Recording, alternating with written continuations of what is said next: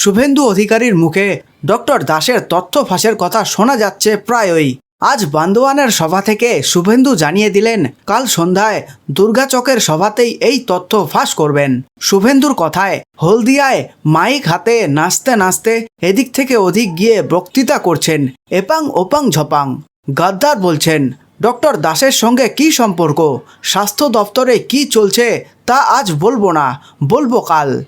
শুভেন্দু এদিন বলেন প্রধানমন্ত্রী নরেন্দ্র মোদীকে গ্যারান্টি বাবু আর আমাকে গদ্দার বলবেন বলে জানিয়েছেন।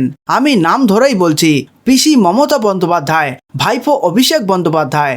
যদিও এই সভা থেকেই ফের তাৎপর্যপূর্ণভাবে শুভেন্দুর মুখে শোনা গিয়েছে মা বেটা কাদের প্রতি ইঙ্গিত তা স্পষ্ট করেননি। মমতাকে আক্রমণ করে শুভেন্দু বলেন ওকে হারিয়েছি নন্দীগ্রামে, চিৎকার করছে হলদিয়ায় লোডশেডিং। আরে সিসিটিভি বের করো না, তোমার কর্মচারীরা ছিল, হাইকোর্টে কেস করেছো, 3 বছর লড়ো না কেন? মমতা ব্যানার্জিকে চ্যালেঞ্জ দিলাম, ভাঙ্গা ক্যাসেট বাজাতে থাকুন। আর বিরোধী দলনেতা আপনাকে একবার হারিয়েছে, এরপর প্রাক্তন মুখ্যমন্ত্রী করব আর আপনার ভাইপোকে জেলে পাঠাবো।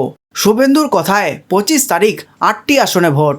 পুরুলিয়া, বাঁকুড়া, বিষ্ণুপুরে আমি 12টি সভা করেছি প্রায় গত 2-2.5 মাসে। নিশ্চিত থাকুন জ্যোতির্ময় সিং মাহাতার মার্জিন বাড়বে, সুভাষ সরকারের মার্জিন বাড়বে, সৌমিত্র খা কত ভোটে জিতবে কেউ জানে না, সীমাহীন ভোটে জিতবে। এখানেই না থেমে শুভেন্দু বলেন কাথি তমলুক ও তো আমার দায়িত্ব, অগ্নিমিত্রা পাল অনেক এগিয়ে, ঘাটালে এবার 10 বছরের হিরোকে আমাদের হিরোন 0 করবে। আর ঝাড়গ্রামটা দিতে হবে।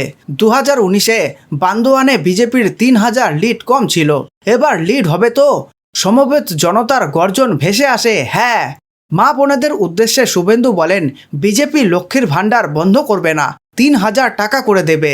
1000-এ কি হয়? ইলেকট্রিক বিল চুপি চুপি বাড়িয়ে দিয়েছে। যত মিথ্যা মামলায় বিজেপির যে কর্মীদের জেলে পাঠিয়েছে, আমরা ক্ষমতা এলে মামলা প্রত্যাহার করব, আইওদের রিটায়ারমেন্ট বেনিফিট বন্ধ করব এবং জেলখাটা কর্মীদের মাসে 5000 টাকা করে সংগ্রামী ভাতা দেব। সোমবার বেলা 2টোয় ঝাড়গ্রামে প্রধানমন্ত্রী নরেন্দ্র মোদী জনসভা করবেন বলে জানান শুভেন্দু। সম্পূর্ণ খবরটি দেখার জন্য অসংখ্য ধন্যবাদ।